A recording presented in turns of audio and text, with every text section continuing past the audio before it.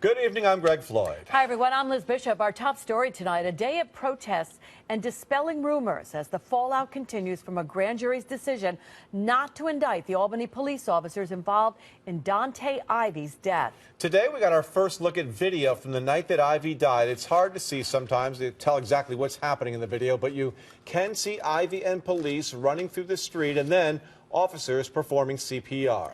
Chief Brendan Cox says the department chose to release the video today after family members said they saw a video of police beating and spitting on Ivy. In the meantime, protesters who were upset about the lack of indictments in the case blocked traffic along Henry Johnson Boulevard today.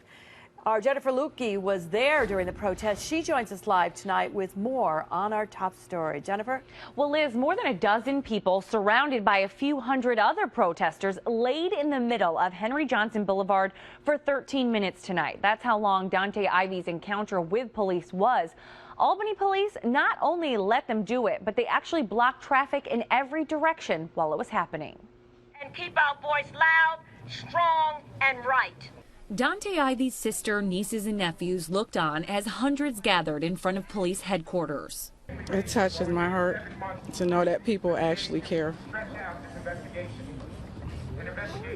They're out here supporting my brother. Supporting Ivy, but also making demands. It's another scenario where there's no accountability for Albany police who cause harm. So the group called for the firing of the officers involved in the case. Be fired immediately! Be fired immediately! And the resignation of the district attorney, David Soares. He has proven to be an adversary. The district attorney presented this case to a grand jury. It was a grand jury that decided not to indict the officers. Why are you calling for his resignation? Well, if you look at the situation with grand juries in any city, any county across the country, it is the prosecution that decides whether there will be indictments. They present the case and they get the outcomes that they want. This group is calling for the firing of the police officers and the resignation of the district attorney. Is that something that you support? Well, what I'd like to see at this point is, because if those officers are fired, that doesn't solve the problem. The problem lies in the policies that are in place related to situations like this. The problem lies in how do you treat people when you come upon them on the street. The protesters then took their message on the road. This is the crowd. They're actually making their way. I'm going to walk with them here because they have now blocked Henry Johnson Boulevard. They laid in the street for 13 minutes. No justice, no peace, no racist police. Before standing and marching to the area where Ivy died.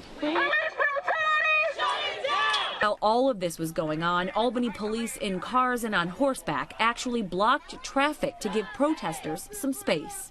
Justice for Dontay! Police say despite their belief that the officers acted appropriately, they're still working to bridge the gap with the black community. And when my brother would go out, I would worry about the community more than the people that was there to protect him. I would have never imagined that those were the ones that would bring on his death.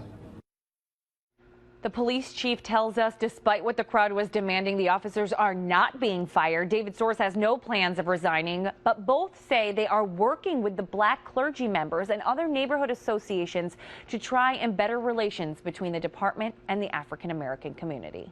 Liz.